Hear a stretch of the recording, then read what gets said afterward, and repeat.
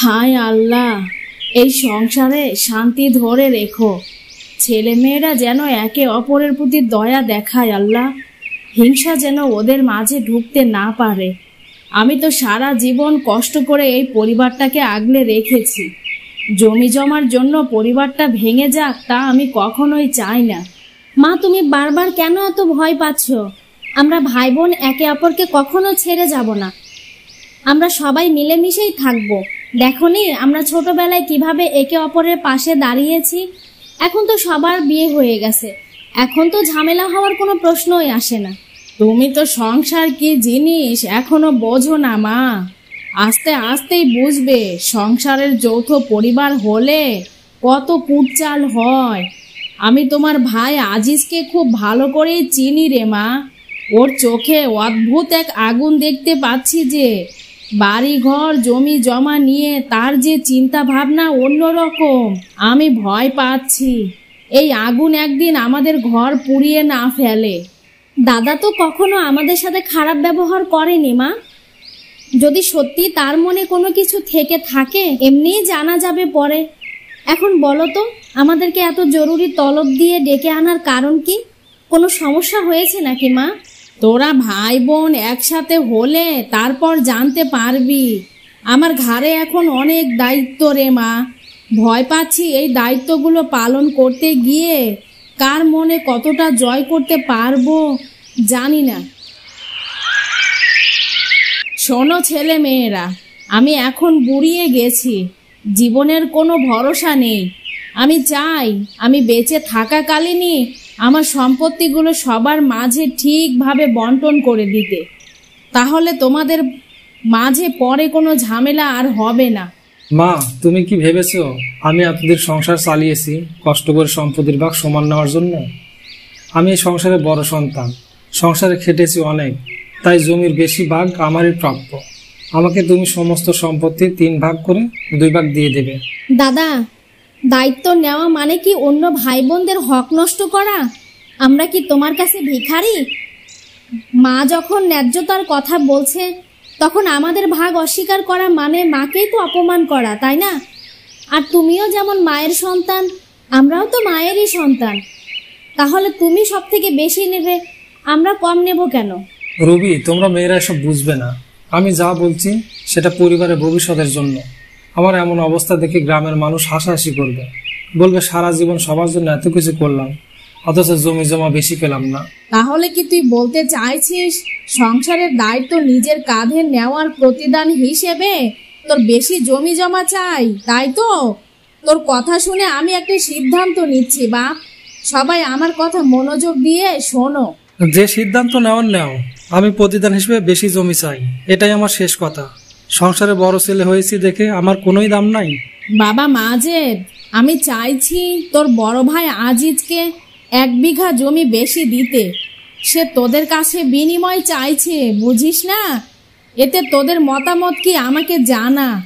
সে এতদিন তোদেরকে যে লালন পালন করেছে, চাষাবাদ করে খাইয়েছে, এর একটা প্রতিদান দিতে হবে না? তো সেই হিসেবে তুমি তাদেরকে 1 বিঘা জমি দিতে চাইছো কিনা আমাকে বলো। তুমি যা ভালো মনে করো করো, আমি এখানে আপত্তি করব না। আমার জমি জমা নিয়ে কোনো আগ্রহ নেই। আজিজ, তাহলে তুই এখন খুশি, তাই না? কাল আমি এনে জমি জমাগুলো তোদের মাঝে বন্টন করে নিবি। আমি তাহলে নিশ্চিত হতে পারি। দেখেছিস তোর ভাই বোনদের মন কত বড়। আমার বোনেরা কেন জমি জমা নেবে? ওদের বিয়ে শাদী দিয়েছি, খাইয়েছি, পরিয়েছি, ঝামেলা শেষ। বাপের সম্পত্তি আমাদের 2 ভাইয়ের। দেখ বোন, তোরা ভাগ বসিয়ে জমি জমাগুলো নিস না। আচ্ছা বলো তো, তুমি কি ইনকাম করে আমাদের পিছে খরচ করেছো, নাকি তোমার ইনকামের কোনো টাকা আমাদেরকে খাইয়েছো, পরিয়েছো? সব তো বাবার রেখে যাওয়া সম্পত্তি দিয়েই আমাদেরকে ভরণ পোষণ দিয়েছো। তাহলে তোমাকে কেন আমরা অর্ধেকের বেশি জমি দিতে যাব? আর কেনই বা এর বিনিময়ে তুমি বেশি জমি নেবে বলো তো আমাকে দাদা।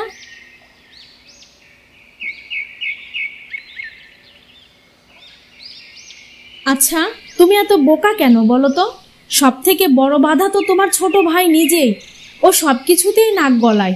তোমার ভাই বোনকে সম্পত্তির ভাগ দিতে গেলে তোমার তো কিছুই থাকে না। তোমার বউ বাচ্চা আছে না? আমাদের কথা ভেবে হলেও তোমার কোনো পদক্ষেপ নেওয়া উচিত। এইভাবে হাত গুটিয়ে বসে থাকলে চলবে? কিন্তু সালমা, মা তো আমাকে 1 বিঘা বেশি দিতে চেয়েছে, তাহলে অসুবিধা কোথায়? সবাই একটু একটু পেলে সংসার ভালো থাকবে। আমি কি এতটা অন্যায় করতে পারি? 1 বিঘা জমি বেশি দিতে চাইলো আর তুমি মোমের মতো গলে গেলে? তোমার মতো বোকা মানুষকে নিয়ে সংসার করা খুবই কঠিন। আমার সাফ সাফ কথা, জমির সিকি ভাগও আমি ওদের দিতে দেব না। তোমার ছোট বোনদের জমি তার নামে যখন লিখে নেবে, তখন কান্না ছাড়া আর কোনো উপায় থাকবে না। তুমি তোমার ছোট ভাইকে কি মনে করো জানো? ও টানা একটা ব্রিটিশ। ও ঠিক টান টান উত্তেজনায় আছে কখন বোনদেরকে মা লিখে দিবে, আর সেই সুযোগে সে সবল দেবে। এটুকু বুঝতে পারো না তুমি? মাথায় কি আছে তোমার? যাই হোক, আমি ওদের বড় ভাই, আমার দ্বারা ওদের কোনো ক্ষতি হোক তা আমি চাই না। আমি বাড়তি 1 বিঘা নিয়েই সন্তুষ্ট। তাকাও, ভাই বোনের মুখোশ পরা মানুষই সবচেয়ে বড় শত্রু হয়, জানো না এটা? শোনো, তুমি যদি আজ শক্ত হাতে না দাঁড়াও, তাহলে কাল তোমার ছেলেমেয়েরা না খেয়ে মরবে, পথে বসে যাবে। আমি তোমাকে সতর্ক করছি, এখনই একটা সিদ্ধান্ত নাও, না হলে পরবর্তীতে আফসোস করতে হবে। তুমি বলছো সব জমি জমা আমার নিজের নামে করতে হবে, এটা কিভাবে সম্ভব? হ্যাঁ আজিজ, তোমার নামেই সব থাকতে হবে, আর তোমার জন্য যা যা দরকার আমি তোমাকে ঠিক সেভাবেই সাহায্য করব। তুমি ভেবো না, আমাদের ভালোর জন্য যা যা করতে হয় আমি করব। তোমরা কেঁদো না, বড় ভাই যা বলে বলুক, আমি কখনো অন্যায় মেনে নেব না। মা এখনো বেঁচে আছে, তিনি ন্যায্য বিচার করবেন। তোমাদের অধিকার 1 বিন্দু কাটতে দেব না। কিন্তু ভাইয়া, আমি বড় ভাইয়ের চোখে যে লোভ দেখতে পাচ্ছি, সে আমাদের সম্পত্তি থেকেই বঞ্চিত করে ছাড়বে। দেখো, আমাদের অস্তিত্বকে অস্বীকার করছে। তুমি কি ভাবছো সে থেমে থাকবে? নিশ্চয় কোনো না কোনো ফন্দি আটবেই।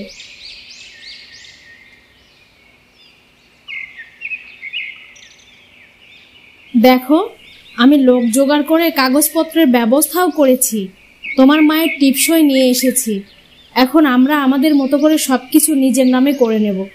আজকের পর থেকে সব জমি জমা আমাদের হবে, বাকিদের কোনো দামই থাকবে না, বুঝেছো? কিন্তু এভাবে কাগজে কারচুপি করা কি ঠিক হবে সালমা? মা জানতে পারলে তখন কি হবে? আহা, তোমার নীতি কথা ছাড়ো তো। তোমার মা বুড়ি হয়েছে, তিনি চিৎকার করলেও আর কিছুই করতে পারবে না। আর তোমার ভাই মাজেদ, সে তো শুধু মুখে মুখে শান্তির বুলি আউড়ে বেড়ায়, কাগজে কলমে শূন্য। তোমার বোনদেরকে আমিই দেখে নেব। বাবা আজিজ, আজ সবাই মিলে ভূমি অফিসে যাব, তৈরি থাকিস। তোর বোনেরা 1 সপ্তাহ হলো এ বাড়িতে এসেছে, তাদেরও তো ঘর সংসার আছে নাকি? আর কতদিন এভাবে জমির জন্য বসে থাকবে? যত দ্রুত কাজ হয়ে যায় ততই আমি বেঁচে যাই। না, ও কোথাও যেতে পারবে না। তাছাড়া বাড়িতে কত কাজ পড়ে আছে। গতকালকে আপনি নিজে আমাদেরকে সব জমি জমাগুলো লিখে দিলেন, ভুলে গেলেন? এত ভুলো মন নিয়ে সংসার করেছেন কিভাবে শুনি? এটাই তো আমি ভাবতে পারি না। কি বলছো এসব? আমি এত বোকা যে সবকিছু তোমাদের নামে লিখে দেব? আমাকে বোকা ভেবেছো তুমি? কি ভনিতা শুরু করেছো? মাথা মতো ঠিক আছে তোমার নাকি? আমি কেন লিখে দিতে যাব একা একা? বিশ্বাস না হলে আপনার ছোট ছেলে মাজেদকে ডেকে কাগজপত্র দেখান। কি আজব মানুষ রে বাবা, গতকালের কথা আজকেই ভুলে যায়। ও আচ্ছা, তাহলে এই ছিল তোমাদের মনে। মা তোমাদের কোনোভাবেই লিখে দিতে পারে না। তোমরা জালিয়াতি করেছো, এটা আমি নিশ্চিত। আমাদের সহায় সম্পত্তি ভোগ দখল করার জন্য তোমরা গোপনে মায়ের টিপসই নিয়েছো, তাই না? আমরা কিছুতেই এই জালিয়াতি মেনে নেব না। তোরা যা করার করিস, মান সম্মান নিয়ে দ্রুত এ বাড়ি থেকে চলে যা তো। আমাদের বাড়িতে থাকবি আবার আমাদের সাথেই ঝগড়া করবি, সেটা কখনো হয় নাকি? তোর মাকেও তোদের সাথে নিয়ে যা। এই আপদটাকে এখানে রেখে ঝামেলা বাড়িয়ে কোনো লাভ নেই। আমি এই আপদকে দেখশন করতে পারবো না। মা রুবি, চুপ থাক মা, চুপ থাক। এই বেঈমানদের সাথে কথা বলে কোনো লাভ নেই। আমার একটাই প্রশ্ন, আজিজ বাবা আমার, তুই কি তোর বইয়ের কথায় একমত হয়ে আমাদেরকে বাড়ি থেকে বের করে দিবি? তোর মায়ের হয়ে বলার মতো কি তোর কোনো কিছুই নেই? ও কি বলবে? এখানে ওর কোনো কথা নেই, আমার কথাই শেষ কথা। এখনো বেহায়ার মতো দাঁড়িয়ে না থেকে বের হও তাড়াতাড়ি। এখনো বসেই আছে, দেখো নির্লজ্জের মতো বসে আছে কেমনে করে। তোমাদের দেখলে আমার গা জ্বালা করছে। কি গো, বলছো না কেন বের হয়ে যেতে? আমার বাড়িতে আমি ওদেরকে এক মুহূর্ত আর সইতে পারছি না। ওরা এ বাড়িতে পা রাখা মানে আমার গায়ে জ্বালা ধরানো। রবি, মা রে, আজ যদি আমি লেখাপড়া জানতাম তাহলে ঘুমের ঘোরে আমার সই নিয়ে জালিয়াতি করতে পারতো না মা। তোরা বরং আমাকে নিয়ে কোনো একটা বৃদ্ধাশ্রমে রেখে আয়। আমি কোন মুখে তোদের সাথে থাকতে চাইবো বল?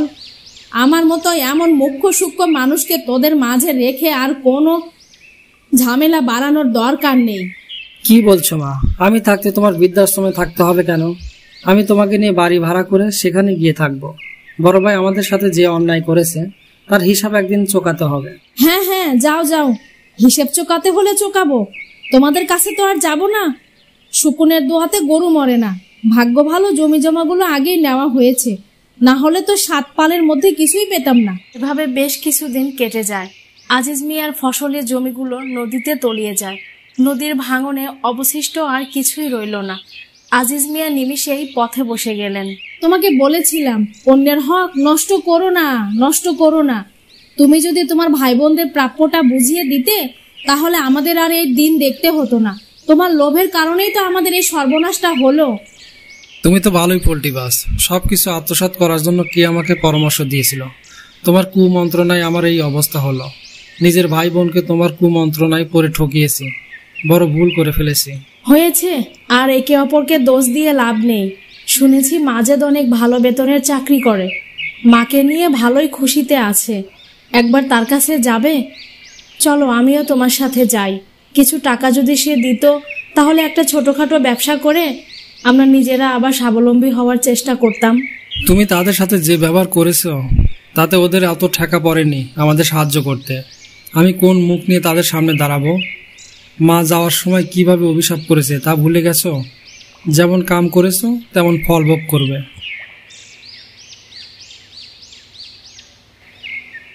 বাবা মাজেদ, শুনলাম আজিজের সবকিছু পদ্মার পার ভাসিয়ে নিয়ে গেছে। কোন মা তার সন্তানের ক্ষতি চায় বল? কিন্তু আজিজ যা করেছে সেটা আমার অন্য সন্তানদেরও ক্ষতির কারণ হয়ে দাঁড়িয়েছে। এখন ওর যেটা প্রাপ্য ও সেটাই পেয়েছে।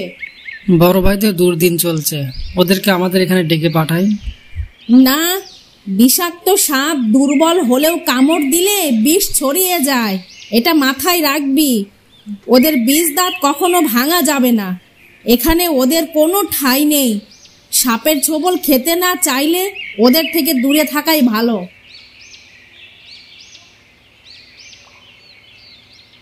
হায় সৃষ্টিকর্তা, এই সংসারটা আমি চালাবো কেমন করে?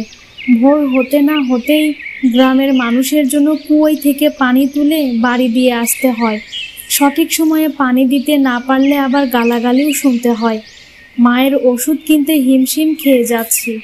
শহরে যদি কোনো চাকরির ব্যবস্থা করতে পারতাম তাহলে সেখানেই চলে যেতাম।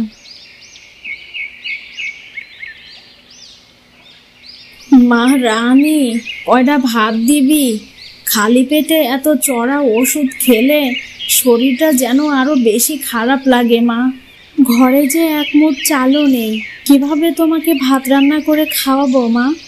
আজকে এতগুলো বাড়িতে কুয়ো থেকে পানি তুলে দিলাম, কেউ টাকা দিল না। সবাই বাকি রেখেছে, পরে দেবে বলছে। কিন্তু আমাদের পেটের চিন্তা তো কেউ করে না। আজকে কিছু আনতে পারলে পেটের ভিতর ভীষণ জ্বালাপোড়া করছে। ডাক্তারের কাছে না যেয়ে আর পারছি না। ছোট মেয়েটা ঘরে কান্নাকাটি করছে, আইসক্রিম দেখেছে, সেটা খাবে। কোথা থেকে আনবো বলো? মাঠের জমি, বাড়ির ভিটে বাবা মারা যাওয়ার পর সব ভাগ করে নিল, আমাদেরকে ছিটে ফোঁটাও দিল না। এখন সংসারে আমি ছাড়া কাজ করার মতো অন্য কেউ নেই। তুমিও অসুস্থ, মেয়ে মানুষ দেখে কেউ কাজও দিতে চায় না। তোর জন্য আমার খুব কষ্ট হয়। কত বড় ঘরের মেয়ে হয়ে আজকে তুই এখানে পচে মরছিস। থাক, বাদ দাও ওসব কথা। বড় ঘরের মেয়ে হলেই কি কপালে সুখ হয়? আমার এখন চিন্তা একটাই, সংসার খরচ কিভাবে চালাবো। শুনেছি শহরে নাকি মেয়েরা গার্মেন্টসে চাকরি করে, অনেক টাকা ইনকাম করে।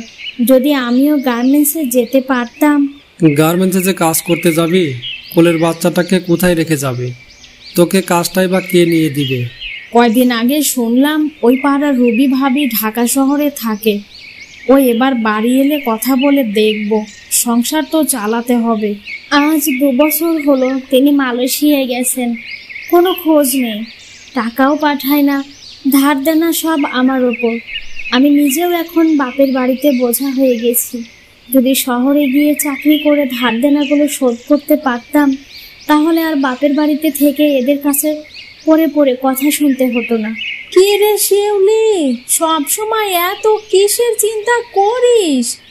বিদেশির বউকে এত চিন্তা ভাবনা মানায় না বাপু। আর মজা করো না খালা, ধার দেনা করে বিদেশ পাড়ি জমিয়েছে, সব জ্বালা যন্ত্রণা এখন আমার হয়েছে। পাওনাদারেরা অতিষ্ঠ করে দিচ্ছে। এই জ্বালা থেকে কিভাবে উদ্ধার হব আমি নিজেই জানি না। তুই তাহলে শহরে গিয়ে গার্মেন্টসে চাকরি করে নিজের খরচ আর দেনা পাওনাগুলো শোধ কর। বাপের বাড়ি আর কতকাল থাকবি? তোর মা তো সেদিন কত কথা কইলো, বিয়ের পর মেয়েরা বোঝা হয়ে যায় রে মা, আমাকে দেখছিস না? সেজন্যই তো ভয় হয় খালা। আর আমি শহরে যাব কার সাথে বলো? কাউকেই তো চিনি না। শুনেছি গ্রাম থেকে মেয়ে ছেলে নিয়ে গিয়ে ভিনদেশে বেচে দেয়। যদি আমার সাথেও এমন হয়? আমি মুখ্য সূক্ষ্ম মানুষ, অত কিছু বুঝি না বাপু। তবে তুই ওই পাড়ার সমীরের বউ ঢাকায় বলে অনেক ভালো চাকরি করে, ওখানে একবার যেয়ে দেখতে পারিস। তুই একবার ওর সাথে কথা বলে দেখে, যদি কাজের কোনো ব্যবস্থা করে দিতে পারে তাহলে করবি, মানা করবি না। কাজ হলেই হলো, লজ্জার কি আছে বাপু?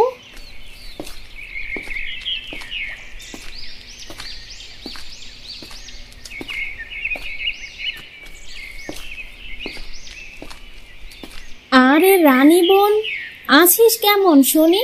শুনলাম তোদের জীবনে অনেক অভাব, খুব কষ্টে দিন পার করছিস, তাই না রে? দিদি, কষ্ট তো সবসময়ই হয়। ভাত জোটে না, মা অসুস্থ, ছোট ভাই বোনদের মুখে 3 বেলা ভাত তুলে দিতেই পারি না। যদি ভালো কোনো কাজের সন্ধান পেতাম তাহলে অনেক ভালো হতো। তাই তো আমি এসেছি।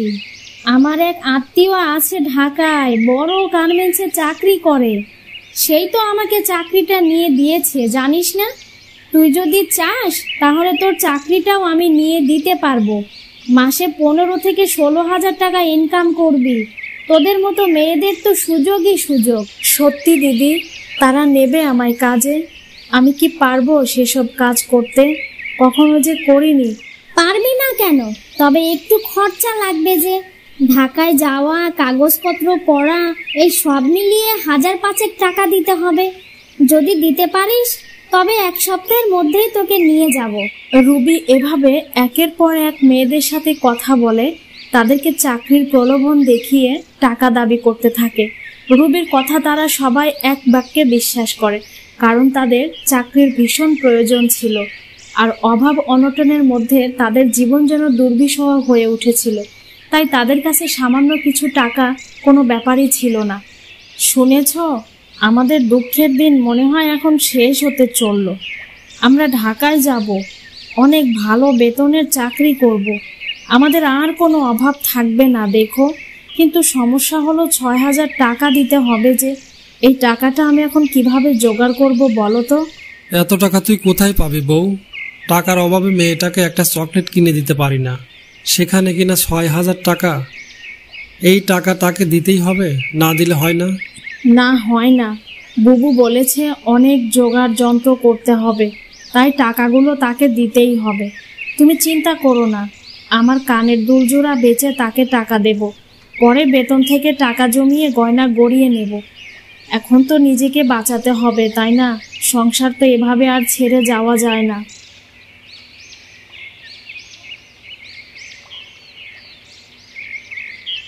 মা রানী, আজকে তুই এত চুপচাপ কেন রে মা? আজও কেউ টাকা দিল না। তোর ভাই বোনের মুখের দিকে তাকাতেও পারছি না, তারা ক্ষুধার জ্বালায় কলার মোচা খেতে শুরু করেছে রে। কি করব আমি ভেবেই পাচ্ছি না। একদিকে তোকে কেউ টাকা দেয় না, অন্যদিকে আমার ওষুধের জ্বালা, তারপর আবার ছোট ছেলে পেলেগুলোর খাবারের চিন্তা, এইটা নিয়েই সারাদিন ভাবছিলাম।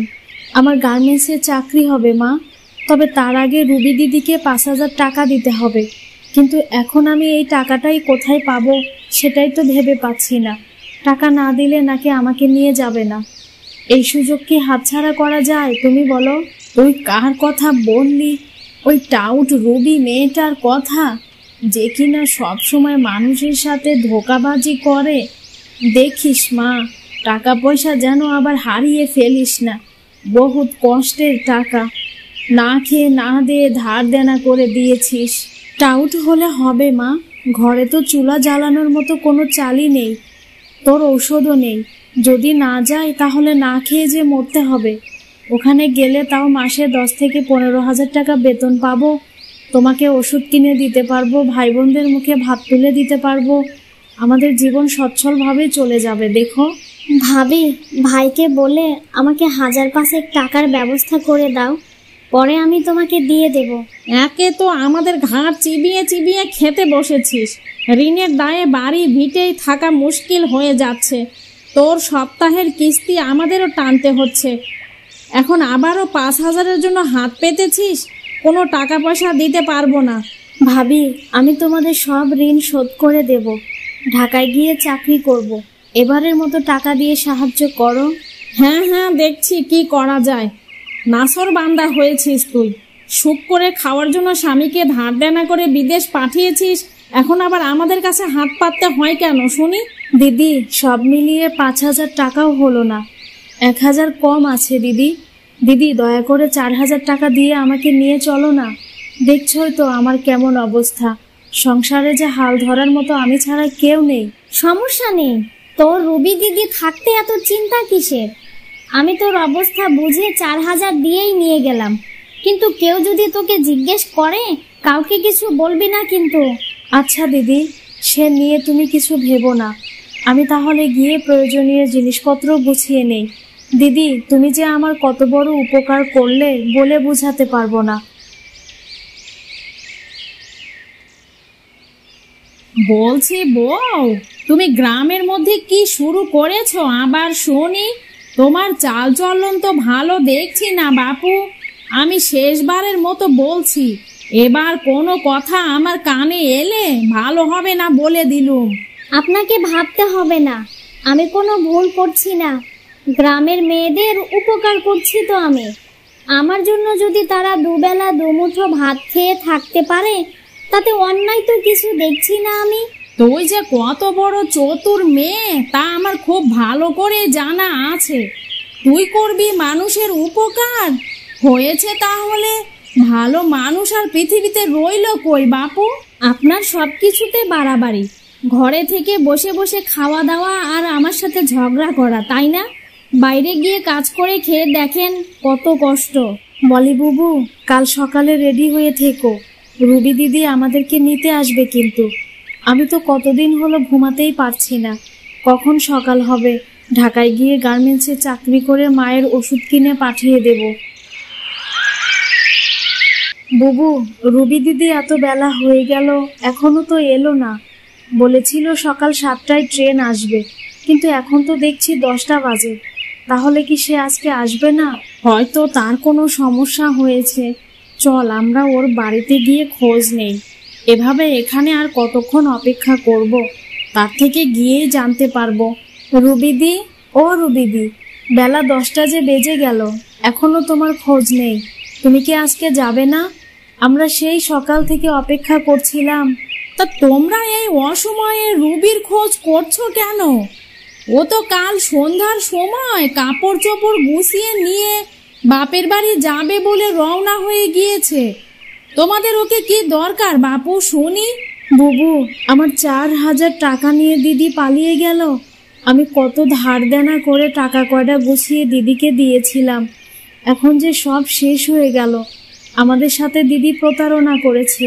আমি আমার একমাত্র গয়না বেচে তাকে 6,000 টাকা দিয়েছিলাম। খালাম্মা, আপনার ছেলের বউ তো আমাদের পথে বসিয়ে দিল। এভাবে আমাদের বিশ্বাসের সুযোগ নিয়ে ঠকিয়ে দিবে আমি কখনোই ভাবিনি।